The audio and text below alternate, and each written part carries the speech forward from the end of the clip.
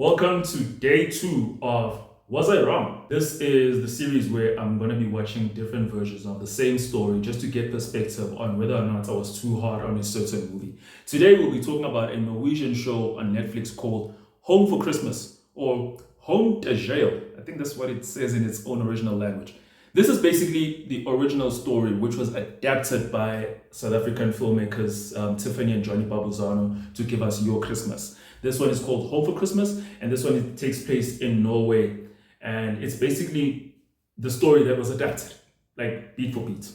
Like this feels like watching the original Alfred Hitchcock Psycho after spending your whole life watching the Gus Van Sant shot for shot 1999 Psycho. The good thing about this one is that like you can tell that like it makes sense in the world that it's taking place in. Like it's taking place in a Norwegian sort of like small town / village that gets very snowy in December. And we're basically following this girl called Johannes. Unfortunately, all these actors are new to me. There's an actor there who looks a little like Patrick Wilson, the guy from the Conjuring movies. But other than that, I don't really know these people. But I think I love some of the choices that are made in this one. But I love how when we adapted it in South Africa, we made it very black. And also there's certain problematic things that the European version has that to most people won't really pick it up, but my wokeness borders on paranoia. So when I saw those things, I was just like, why is that there? Why is that there? But other than that, I think the comedy and the story and the lines are delivered and they land really well because they make sense in the world that they exist in. I don't know how else to put it other than like, it feels as though you're seeing clips of the original Woodstock from the 1970s after you attended the nightmare Woodstock that was Woodstock 1999. That sounds extreme, but it feels like that because in that world, you can understand why a story like that would happen. In that world, you could understand why, I guess, a person like Johannes would want to be in that situation where they are looking for a partner to appease their family, you know, the job that they work at, and a lot of things, the anxieties that we have living in South Africa don't really exist in Norway, you know. Like, unfortunately, our Christmas happens in the summer. It happens when it's very hot.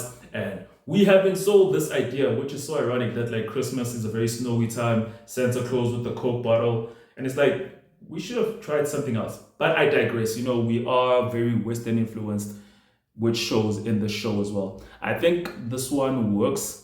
I think the characters are much better. I think I had more time laughing. But again, the story is just so far away from me. And it's a damn shame because like this shouldn't be an excuse for me to not enjoy something. Relatability does not contribute to whether or not I like something. There are many stories that I read, many movies that I watch that take place in a world so far away from my reality, that take place where someone is going through something that I have never experienced at all and probably will never experience in my life again. But I still kind of have a good time, which is essentially, I guess, the problem with this story. This story cites its influence a lot, even mentioned in the show that it's influenced a lot by this movie called Love Actually.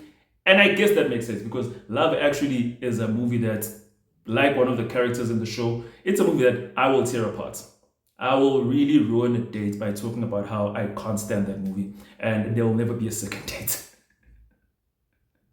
But I think I had a better time watching this one.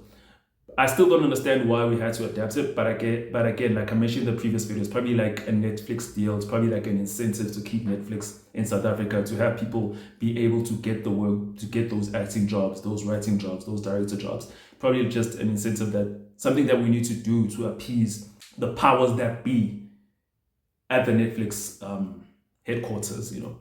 But give it a watch. If the South African one isn't really your cup of tea, try this one and see how you feel about it. And we'll talk again tomorrow when I talk about the Italian version. Boy, do I have a lot to say about the Italian version.